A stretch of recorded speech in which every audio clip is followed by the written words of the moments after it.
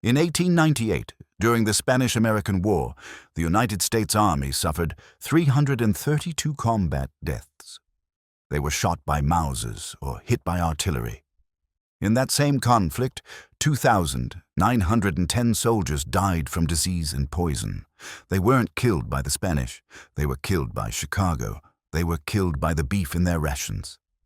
The soldiers called it embalmed beef. It was a scandal that rocked the nation, but it wasn't new. It was the culmination of a 30-year experiment that had already quietly conquered the American West. We are taught that the frontier was tamed by the Winchester rifle and the Colt revolver. That is a myth. The West was conquered by a much smaller, much duller metal cylinder, the tin can. The survival of a miner in the Dakota Territory or a cavalryman in Arizona didn't depend on his aims. It depended on his caloric intake. The history of the West is not a history of battles. It is a history of supply chains. It is a history of shelf life. And the transition from salted pork to canned beef was as significant to the frontier as the transition from the horse to the railroad. But this revolution came with a cost. It came with lead poisoning, it came with botulism, and it came with a corporate stranglehold that turned the rugged, independent pioneer into a captive consumer of industrial sludge. We are going to open the lid on the reality of frontier food. We are going to look at the ledger, the chemistry, and the body count. October 1866. The Pecos River, Texas. The Goodnight Loving Trail. It is 2 in the afternoon and the heat is a physical weight, pressing down at 104 degrees. The air shimmers off the hard pan. You're looking at a chuck wagon, a modified Studebaker Army surplus wagon, reinforced with iron axles to handle the brutal terrain. This is the mobile headquarters for 18 men who are driving 2,000 head of cattle north to market. The men are starving. They have been in the saddle for 14 hours. In the movies, they would stop and shoot a deer, roasting fresh venison over a crackling fire. In reality, there is no game here. The buffalo are gone. The antelope are too skittish, and you cannot eat the merchandise. Every steer you kill is $40 lost. Adjusted for inflation, that is roughly $1,200 of inventory you just ate. You don't eat the profits. The cook, a man named Bose Icard, climbs down from the wagon box. He doesn't reach for a rifle. He reaches for a crate. It is stamped Underwood. He pulls out a heavy steel cylinder. It weighs nearly 2 pounds. There is no label, just paint on the metal. There is no pull tab.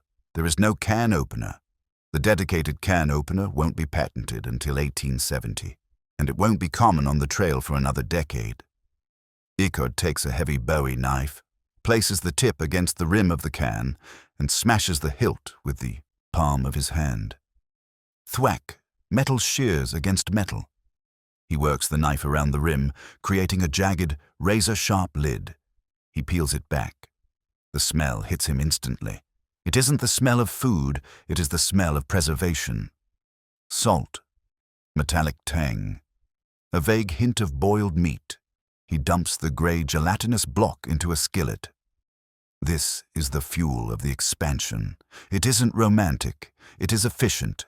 It is the only reason these men can cross the desert without dying of scurvy or starvation. The West wasn't built on adventure. It was built on airtights. To understand why that gray block of meat was so revolutionary, we have to look at the math of the era, the logistics of calories. In 1860, the standard ration for a man on the move was salt horse, heavily salted pork or beef. To preserve meat without canning, you had to cure it in brine. This removed the water, but it added massive weight in salt. A barrel of salt pork weighed 300 pounds. Only about 60% of that weight was edible meat. The rest was bone, brine, and barrel. If you are a mule team hauling supplies to a mining camp in Montana, you are wasting 40% of your cargo capacity hauling garbage. The freight rates in 1870 were astronomical. To ship 100 pounds of goods from Missouri to Denver by wagon cost roughly $20. In today's money, that is nearly $600 in shipping costs for a single sack of flour. Every pound mattered. The tin can changed the equation. Canned meat had no bone. It had very little liquid. It was 100% edible product. A wagon that could feed 10 men for a month on salt pork could feed those same 10 men for 3 months on canned beef. The math was undeniable. The can effectively shrank the geography of the West. It allowed men to travel 3 times farther from a water source or a supply depot. But the technology that allowed this was dangerous. In the 1870s, the canning process was not the automated, sterile system we know today. It was a cottage industry that had exploded into mass production without safety regulations. The cans were known as hole-in-cap cans. They were made by hand. A tinsmith would cut the body from a sheet of tin-plated steel, roll it, and solder the side seam. Then he would solder on the bottom and the top, leaving a small hole, about the size of a dime, in the center of the lid. The food was shoved through that hole.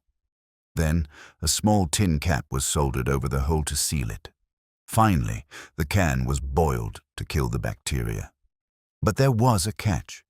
To get a good seal, the tinsmiths used a lead-based solder.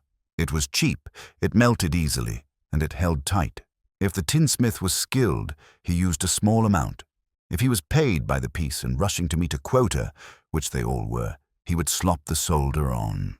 It would drip inside the can. It would mix with the acids of the tomatoes or the fats of the beef.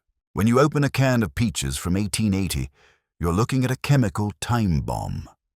We have examined the skeletal remains of frontier families and cemeteries in Leadville and Tombstone. The bones tell a specific story, high concentrations of lead. We often attribute the madness of the West, the erratic violence, the paranoia, the sudden fits of rage, to whiskey and isolation. But there is a strong forensic argument that a significant portion of the population was suffering from chronic, low-grade heavy metal poisoning. They were eating death 1 meal at a time. The economics of this poison were irresistible. Let's look at the price of a calorie. In 1875, a fresh egg in the gold camps of the Black Hills sold for 50 cents. That is $15 today for 1 egg. Fresh vegetables were non-existent. A head of cabbage could cost $5, $150 today. Why? Because freshness was a luxury. Freshness rotted.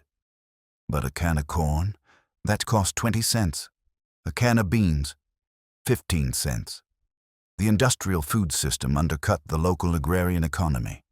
It was cheaper to buy corn canned in Ohio and shipped 2,000 miles by rail and wagon than it was to grow it in the arid soil of Nevada. This created a dependency. The frontier settlements weren't self-sufficient. They were tethered to the factories of the East. By 1880, the brands were becoming household names. Libby, McNeil, and Libby. Armour, Swift. These weren't just meat packers. They were the architects of the Western diet. They realized that the real money wasn't in selling premium cuts to the restaurants in New York. The real money was in grinding up the scraps, the organ meats, the connective tissue, the fat, and boiling it into a paste for the captive market of the frontier. They created a product called corned beef. It bore little resemblance to the brisket you might eat today. It was a compressed block of meat byproducts, and the Cowboys loved it. Or rather, they relied on it. They had nicknames for everything. Canned milk was Armored Cow. Canned tomatoes were Red Lead. Canned hash was Mystery. The mystery was often literal. The Federal Meat Inspection Act wouldn't be passed until 1906. In the 1880s, there was zero oversight. If a cow died of disease in the stockyard, it went into the grinder. If a rat fell into the vat, it went into the can. The spices, heavy amount of salt and pepper, masked the taste of decay. One of the most fascinating documents from this era is the inventory of the U.S. Army commissaries. The Army was the largest single consumer of canned goods in the world, and their records show a shift in strategy that coincides exactly with the end of the Indian Wars. General George Crook, known as the Gray Fox, is often credited with defeating the Apache in the 1880s. History books talk about his use of Apache scouts and his mule trains. But look at the mule manifests. What were they carrying? They weren't carrying grain for the horses. Crook made them graze on grass. They were carrying thousands of pounds of canned bacon and hardtack. Crook understood the math of the calorie. The Apache were the finest guerrilla fighters in history. They could live off the land, eating mescal, agave, and game. But living off the land takes time. You have to stop. You have to hunt. You have to harvest. Crook realized that if he carried his food in cans, he never had to stop. He could pursue the Apache relentlessly, 24 hours a day. He turned war into an endurance race. The Apache didn't lose because they ran out of bullets. They lost because they ran out of time to forage. The U.S. Army was powered by the industrial canning lines of Chicago. It was a victory of supply chain management over indigenous survival skills. But this reliance on the can created a new vulnerability: botulism, Clostridium botulinum. It is a microscopic toxin that thrives in anaerobic environments, places with no oxygen. A sealed tin can is the perfect incubator. In the 1880s, the science of bacteriology was in its infancy. The canneries knew they had to boil the cans to keep them from spoiling, but they didn't understand why. They worked by trial and error. If the can bulged, it was bad. If it didn't, it was good. But botulism doesn't always make the can bulge. And it doesn't always smell. It is odorless, tasteless, and lethal. We have diary entries from the Oregon Trail and the later migration waves of the 1880s that describe trail cholera. Families would be fine one evening, eat supper, and be dead by morning. No fever, just progressive paralysis. Their eyes would droop. Their speech would slur. Then their diaphragms would stop working and they would suffocate.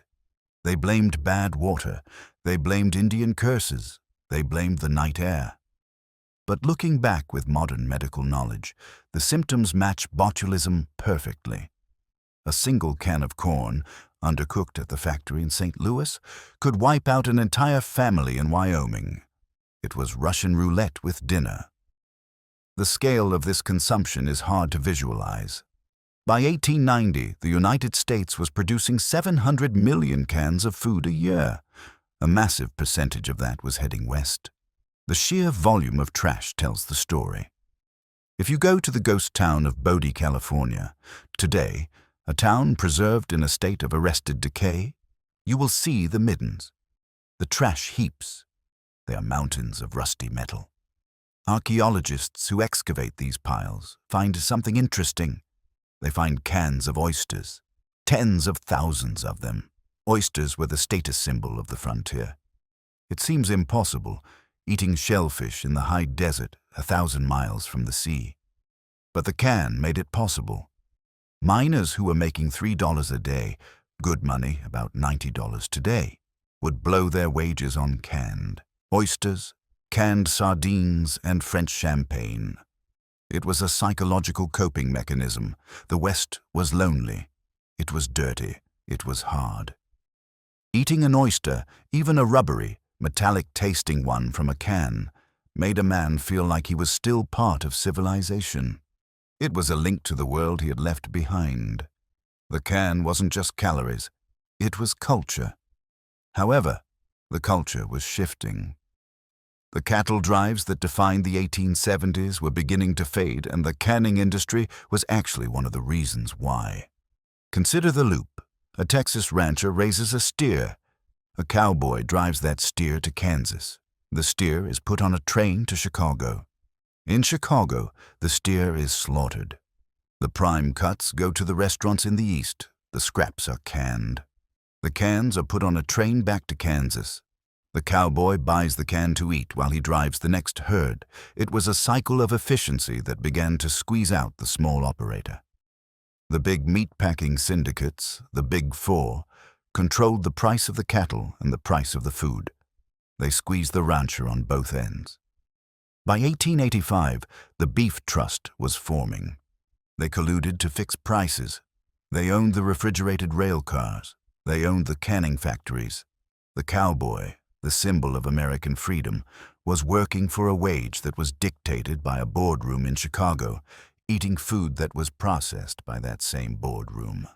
We have talked about the soldier and the cowboy, but there was a third group in the West whose entire existence was defined by the can, and for them, it wasn't a convenience, it was a prison sentence. By 1880, the buffalo were gone. The great herds, which had numbered in the tens of millions, had been reduced to fewer than 500 animals. This was not an accident. It was a strategic elimination of the Plains Indians' commissary. General Philip Sheridan famously told the Texas legislature, "Let them kill, skin, and sell until the buffalo is exterminated, as it is the only way to bring lasting peace and allow civilization to advance." With the buffalo gone, the tribes were forced onto reservations. They were forbidden to hunt. They were forbidden to leave. They became entirely dependent on the annuity system, food promised by treaty and provided by the U.S. government.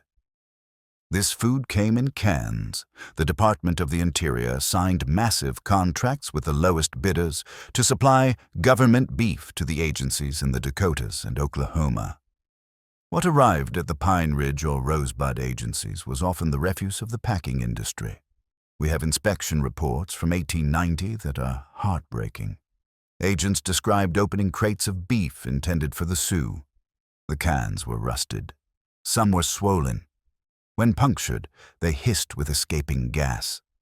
The meat inside was often a slurry of gristle and fat, unfit for commercial sale in New York or Boston, but deemed sufficient for the reservation. This created a new kind of tragedy. The Plains Indians had spent thousands of years eating a diet of lean, fresh bison, high protein, low fat, nutrient dense. Within a single generation, their diet was forcibly switched to high sodium, low quality processed meat and white flour. The health consequences were immediate and devastating. Diabetes, heart disease, and hypertension, diseases that were virtually unknown on the Great Plains, began to appear. It wasn't just starvation, it was nutritional collapse. The can became a symbol of broken treaties. Every time a Lakota or Comanche woman opened a government ration, she was reminded that her people's independence had been swallowed shut by a machine in Chicago. There was also the corruption. The Indian Ring, a conspiracy of corrupt government agents and contractors, made millions skimming off the top. They would invoice the government for prime grade A canned beef, ship grade D condemned meat, and pocket the difference. The profit margin was in the poison. The logistics of eating this food were also a daily struggle. It is easy to forget that for the first 40 years of the canning industry, the can opener didn't exist. When the first cans arrived in the West in the 1850s, the instructions on the label were brutally simple. Cut round the top near the outer edge with a chisel and hammer. Imagine a prospector in the Yukon or a cowboy on the trail. He is cold, his hands are numb. He is holding a slippery, round metal object. He has to strike a chisel with a hammer, driving it through steel, inch by inch, without driving it into his own hand. Accidents were common. The phrase severed tendon appears frequently in the surgical records of frontier doctors. Men would stab themselves trying to pry open their dinner with a Bowie knife. It wasn't until 1870 that William Lyman patented the first rotating wheel can opener, but it was expensive, and it required a level of dexterity that was hard to manage on a bouncing wagon. The real game changer, and a piece of design genius that defines the era, arrived with the key opener. You have seen this on sardine cans or old corned beef tins. A small metal key is soldered to the side. You snap it off, slot a tab of metal into the eye, and wind the strip of metal around the key to peel the lid back.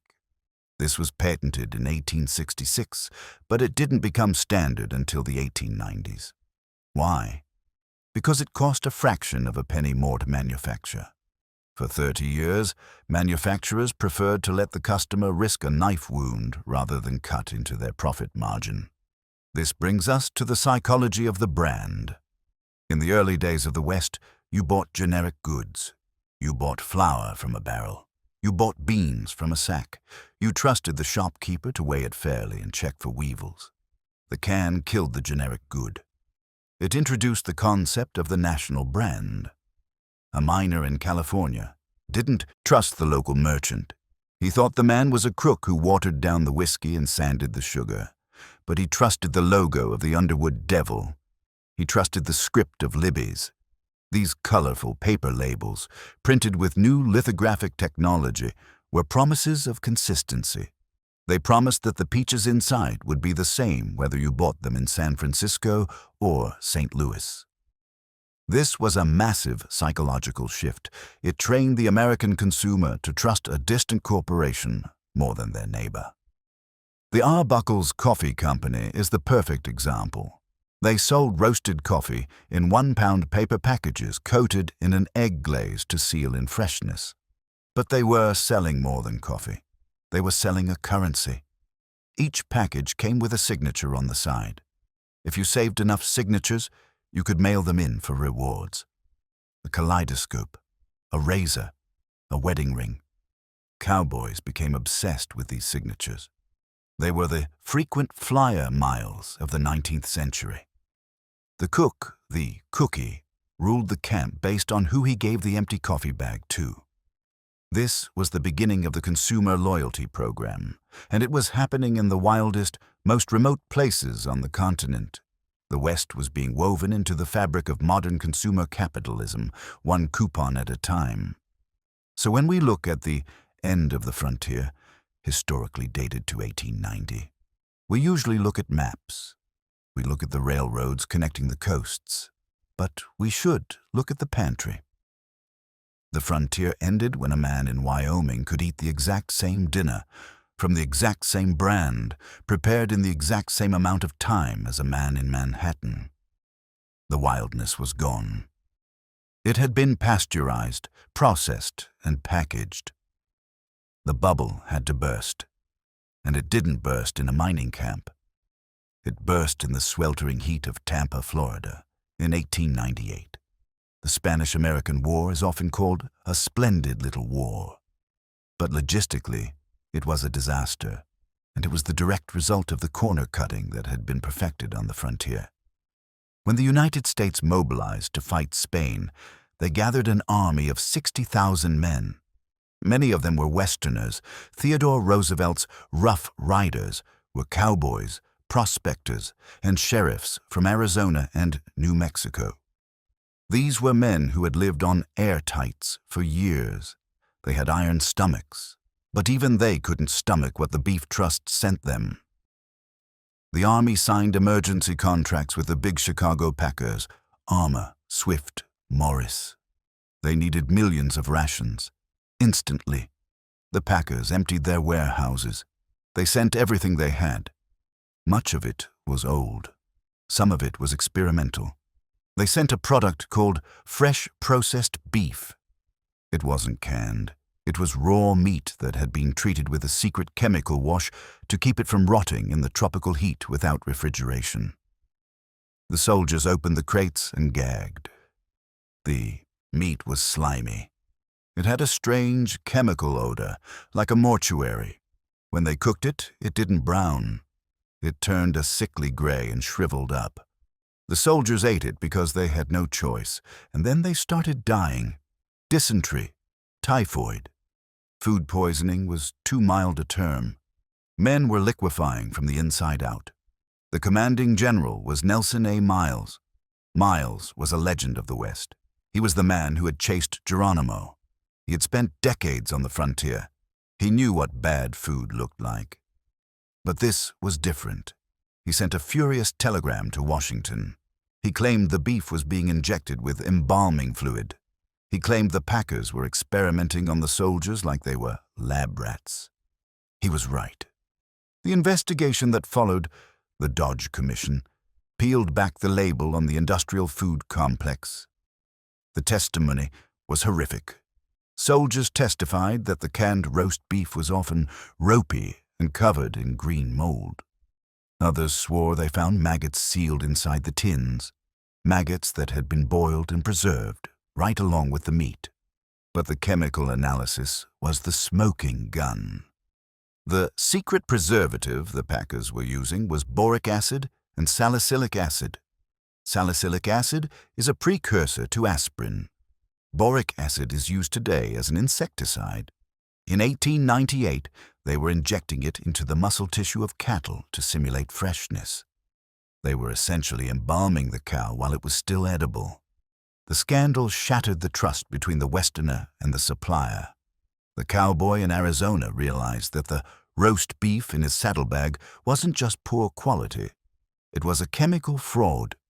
The packers in Chicago had treated the frontier not as a customer base, but as a dumping ground for product that couldn't pass inspection in Europe. The numbers from the war were the final indictment. The Spanish Mauser bullets killed fewer than 400 men. The commissary department killed nearly 10 times that number. The greatest threat to the American soldier wasn't the enemy. It was the supply chain. But the impact of the can went deeper than just poison. It changed the very landscape of the West. It changed the ecology. Before the can, the West was a place of extreme scarcity. You couldn't stay in one place too long if you couldn't feed yourself. This kept populations mobile. This kept the pressure on the land relatively low. The can allowed for permanent occupation of places that should never have been occupied.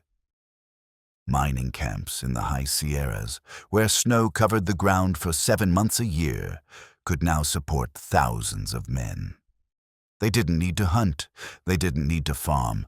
They just needed a mule train to bring up the cases of beans and peaches. This accelerated the resource extraction of the West. Mines could go deeper. Clear-cutting of timber could go faster. The can was the battery pack that powered the destruction of the wilderness. It also destroyed the local food economies. In the 1850s and 60s, small market gardens sprang up around the forts and camps to sell fresh produce. They were lucrative. A farmer in Oregon could get rich selling apples to miners. By 1900, those local farmers were going bankrupt. They couldn't compete with the economy of scale. Why buy a local apple for 5 cents when you can buy a can of applesauce from New York for 2 cents? The local food movement of the frontier was crushed by the steam locomotive and the canning line. The irony is palpable. The Wild West is celebrated as the era of the rugged individualist, the man who needed nothing but his horse and his gun. But the reality is that by the end of the 19th century, the Westerner was the most dependent consumer in America. He couldn't eat without the help of a factory in Illinois. He couldn't drink milk without a factory in New York. He couldn't even open his dinner without a tool made in Connecticut. And what is left of this era? What is the physical legacy? It isn't the wooden buildings. They burned down or rotted away. It isn't the clothing. The moths took that. It is the tin. If you walk the desert floor outside of Goldfield, Nevada, or scour the ravines near Deadwood, you will find them. Rusted, crushed, shot full of holes for target practice. The hole-in-cap cans. They are the most common artifact of the American frontier. More common than horseshoes, more common than shell casings. You can sometimes still read the stamped metal.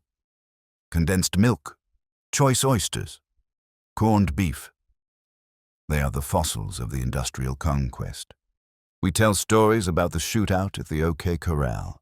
That fight lasted 30 seconds. It involved 30 bullets. But the supply train that kept Tombstone alive, that involved millions of pounds of steel and tin. It involved a daily miracle of logistics that moved calories from the lush Midwest to the arid desert. The cowboy myth is about independence. The history of the can is about interdependence. The West wasn't won by the fastest gun. It was won by the lowest bidder. It was preserved in salt, sealed in lead, and sold at a profit. The tin can didn't just feed the West, it swallowed it whole.